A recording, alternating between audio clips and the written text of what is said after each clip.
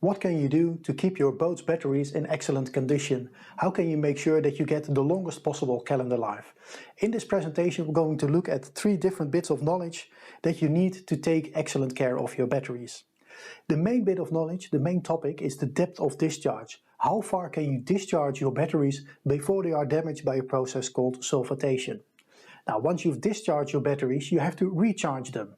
On board you have 2 different options, typically, which is your ship's alternator. You start the ship's engine, your alternator recharges your batteries, or to use a shore-based powered quality charger to recharge your batteries. Because the main rule is a healthy battery is a full battery. Keep them charged as much as possible. So don't leave them at deep levels of discharge, recharge as soon as you can. The third topic is, what kind of batteries do you have? If you know what kind of batteries you have, you know how to take excellent care of them to make sure that they last as long as possible. Now we're going to start with the third topic. What kind of batteries can you buy at a Vetus point? The SMF battery is a very familiar battery. It's a starter battery. We've designed it so that it can deliver a lot of power almost instantaneously. So with a surprisingly small battery you can start a large ship's engine. Downside of this battery is if you take a lower load for a longer amount of time, the battery is easily damaged. So don't use it to run a refrigerator, your navigation lights or anything else. It is a starter battery meant to deliver a lot of power in a very short time frame. For the luxuries on board or your navigation equipment, we have developed the AGM battery. AGM stands for absorbed glass matte, so the assets are not sloshing around in that battery, they contain within glass matte. And it gives the battery some unique properties. You can discharge them very deeply before they are damaged, and you can recharge them enthusiastically as well. You can put a lot of energy back into that battery in a short amount of time. Now, because of the AGM, it's a complex battery to produce, it's a bit more expensive, but if you take good care of an AGM battery, it will last very, very long. So total cost of ownership will be the lowest with an AGM battery. We also have traditional lead-acid batteries, the VEDC line. We produce it in one size, which means we can deliver an excellent price-quality ratio. This is a lot of money for the battery. You can buy it in 110 amp hours, which is a size that's still relatively easy to carry to your boat and back. One size, but a lot of battery for the money. Now, the difference between a starter battery and a deep cycle battery is getting smaller. A starter battery is still a starter battery, but the AGM batteries and the VEDC line, the deep cycle batteries, are now so powerful that they can start a ship's engine. Usually you have to buy them one size bigger than you would a starter engine, but one size larger means it has enough power to start your ship's engine. So if you only have one battery on your boat, say for a fishing boat, you go out, you drop anchor, you start fishing, engine is off, your battery is slowly drained. Now if you do that with a starter battery and you use the starter battery to run the fish tank, to run navigation lights, other luxuries on board, a starter battery can't handle that load. It will be damaged within a couple of hours. It won't even last a couple of seasons, because if you discharge it to about 50%, it will be damaged. An AGM battery is designed to deliver that prolonged load. So if you have one battery on the boat, buy an AGM, it will last much longer than a starter battery if you also use it for longer, lower loads. Depth of discharge is a deciding factor in how long a battery will last. 100% depth of discharge means that you've taken all of the energy available out of that battery, and if you recycle it immediately, we call that one cycle. So one cycle is discharge and recharge immediately. Don't leave a battery empty or at a deep level of discharge for more than a couple of hours. Now if you take all of the energy from the battery and you recharge it immediately, a battery can only do that 10-15 times before you start noticing that its capacity is dropping. It's a process called sulfatation, which happens at 100% depth of discharge. They're basically salt crystals, you can see them on the bottom of the picture. And these salt crystals, the sulfate crystals, are no longer part of the chemical process. They won't absorb power, they can't deliver power anymore.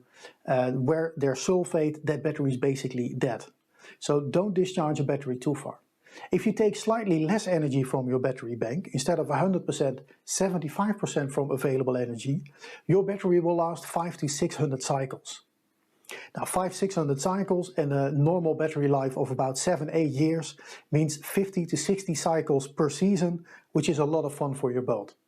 Now, if you take less energy from your battery, you can do thousands of those cycles. So in real life, this means if you completely drain your batteries every time you go out, it's a good idea to invest in a slightly bigger battery bank. If you go from 95 to 75% depth of discharge, which is only 20% more battery capacity, all of a sudden your batteries will last multiple seasons instead of just 1 or 2 seasons. The above only applies for deep cycle batteries, the AGM, the VEDC line. If you do this with a normal starter battery, it will be long gone because of the sulfatation process. Don't discharge a starter battery for more than 20, maximum 25%. It will be damaged on the inside because of the sulfatation. What is a reasonable expected lifetime from your ship's batteries? If we at Vetus deliver 1,000 batteries, within a month we get 1 or 2 batteries back, usually because of transportation damage and very, very rarely because of a production error. Batteries are produced under very tightly controlled circumstances. Production errors are very rare, but they can happen. After 3 to 4 months we get a couple of batteries back, usually because of installation errors. Someone has hooked up all of the power drains, say the refrigerator, navigation equipment, but forgot to hook up the charger. So the battery is now run to 100% empty, it's left there for a couple of days, battery is damaged by sulfatation, not covered by guarantee, it's basically battery abuse. After 1 year we start getting batteries back in slightly larger numbers, say 3 or 4% of those batteries. Usually because they were either overcharged or undercharged because of cheap chargers. A cheap charger gives a set level of voltage, and that voltage is either too high, overcharging your batteries, which is a process called gassing. Now, a little bit of gassing is normal for a battery, they're designed to handle that, but you don't want to overdo it with a voltage that's too high, because you will lose battery capacity. Or the voltage for a cheap charger is too low and the battery is never fully recharged.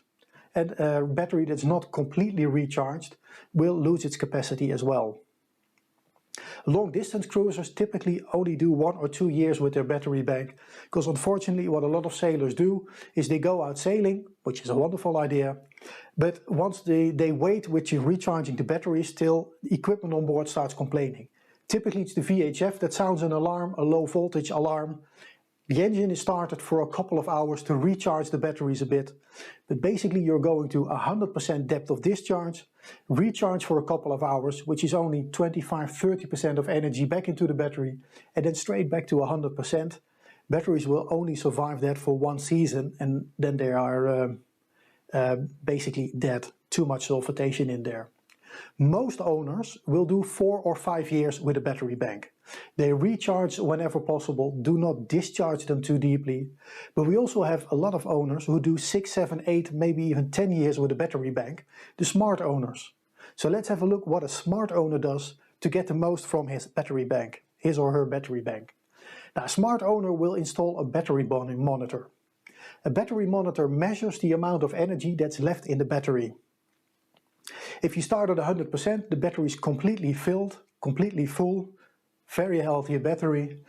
You go out sailing or you drop anchor, you spend time at an anchorage, your battery is now being drained of energy. So the needle will go down 90, 80, 50, 40%. And by the time it gets to 40, 35% energy left, it's time to start thinking on how to recharge the batteries.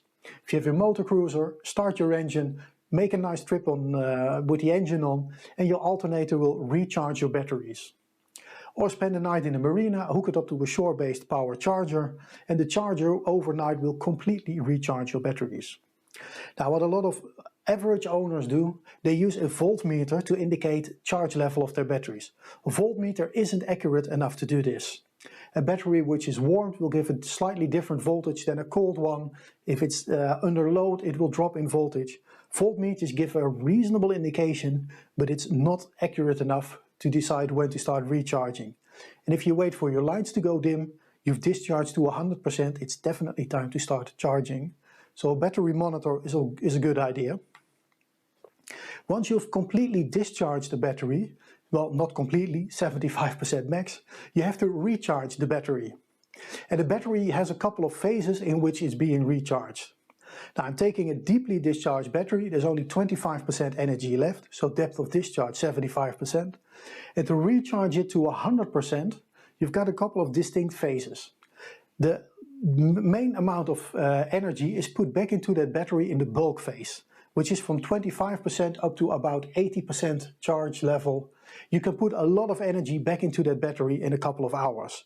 High charge currents. It's not unlimited, but for all practical purposes, whatever you throw at that battery, it's accepted by that battery. At about 80% of charge level, the voltage starts rising. And the higher the voltage is, the more the battery starts gassing. A little bit of gassing is normal, but if it gets excessive, you lose battery capacity, it will lose battery power. So you don't want to overdo the voltage. Now, typical level is 14.5 volt. Voltage is limited to 14.5 volt. And in order to do that, you have to lower the amount of energy that's put back into that battery bank. This is called the absorption phase, where you go from 80 to about 95% of energy. It simply takes a lot of time to put that energy back into the battery, because the voltage can't rise too far. From 95 to 100% full, it takes a couple of hours again, otherwise the voltage would get too high. So it will take about 10-12 hours to completely recharge a battery to 100%. If you start the ship's engine, the bulk phase happens quite rapidly, but once the amp meter starts dropping, your batteries aren't full, they're at about 80%. So how does a smart owner do this? Now, step one is he or she uses a high quality charger that has a bulk absorption float phase. Modern chargers now have 6, 7, 8 different phases to keep your battery in perfect condition, and use shore power to do that. If you're on a sailboat and you have to recharge often and a lot, a second alternator on your engine is a very sensible thing to install. It won't completely recharge your batteries, but at least the bulk phase will be a lot shorter, because the second alternator will put a lot of energy back into your battery bank. Smart owners also think in winter storage about the self-discharge from batteries. If you leave a battery unconnected, it will still lose a little bit of its power because of internal processes. It's only 2 or 3% a month, but after 6-7 months in winter storage, the charge level is dropping. So a smart owner will use a very small charger to keep that battery at 100%. Another good idea is to install a battery switch, a main switch, to completely isolate your batteries. If you've left a light bulb on or the refrigerator is still running, the battery will be completely drained of its energy and losing its capacity very, very quickly. A simple battery switch makes sure that you've switched off all of the loads on the battery, so it will stay full a lot longer. Now, the average owner trusts the ship's alternator to recharge the batteries, but they will never get completely full. They will only be recharged till about 80 or 90%. So what is a quality charger? I've put 2 on the screen. A good charger will use the bulk absorption and float phase and even more phases to keep your battery in perfect condition. Now, the big one on the bottom is meant for sailboats or motor cruisers who arrive in the marina with their batteries empty or almost empty. You need a powerful charger to get a lot of energy back into that battery. The small charger also has a bulk absorption and float phase, and it's meant to keep full batteries completely full. So if you have a motor cruiser, long hours on the engine, if you come back into the marina, a small charger will make sure that your batteries stay in perfect condition.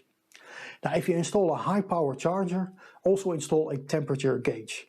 It's the one on the right hand side. It's a small temperature sensor which you hook up to a battery terminal, and your charger now takes into account the temperature of your batteries, that they don't rise too far. It will deliver about 1 additional season on your boat's batteries if you keep the temperature slightly lower. Solar panels are an absolute wonderful way to keep batteries topped up. If you don't have access to shore power, photovoltaic panels, solar panels are a great way to keep your batteries full. You won't be able to completely recharge your batteries, but a solar panel will keep full batteries full, but make sure that you set the charger to the correct voltage. What we see a lot is that solar panels, the voltage is too high, overloading the ship's batteries, which will limit their lifetime. If you use the engine to recharge your batteries, Engines typically only use the bulk phase of batteries. You start the ship's engine, now the amp needle is now at 30, maybe 40 amps, a lot of power going back into the battery, and you can see the voltmeter slowly going up. And once the voltmeter reaches about 14.5 volt, your alternator is reducing the amount of power going to the battery to prevent gassing, and your amp needle goes down as a result of that. So your ship's alternator won't overcharge your batteries, but it will only use the bulk phase. The amp meter will go down. Most owners now say, oh, my batteries are full, but you're at about 80% of charge. You need an additional 3-4 hours on engine to get your batteries up to about 90-95% of charge. Of course, the more you recharge your battery, the better it is, but keep in mind that if the amp meter drops, you're about 80% of charge. And especially for sailboats, typically with small engines, it takes a lot of engine hours to completely recharge your batteries.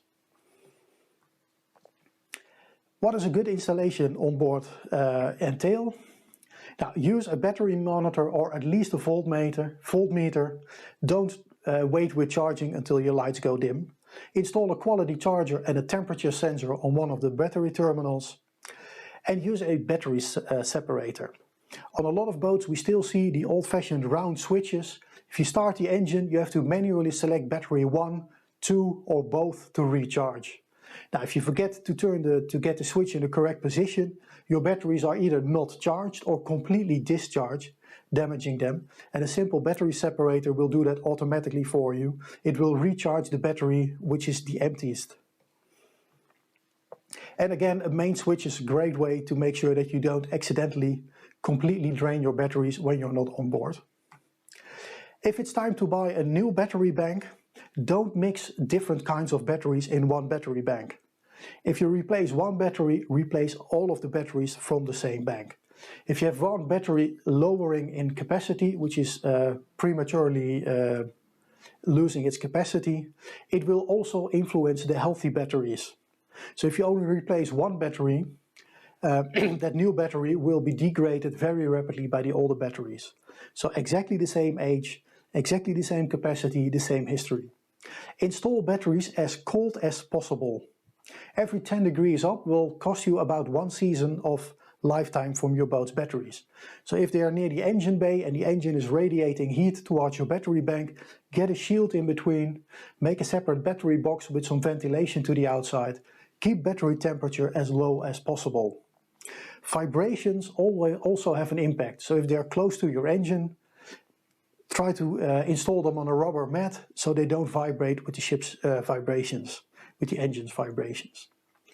If you go to the bigger battery banks, spend some time learning about cable management.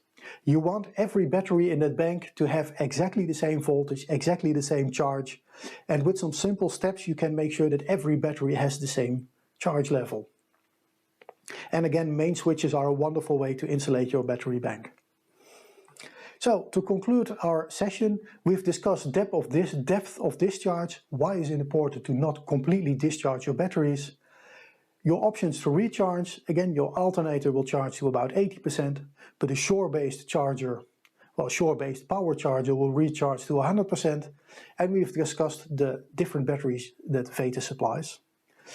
I would like to thank you for your time and attention, and I wish you a lot of very enjoyable boating seasons.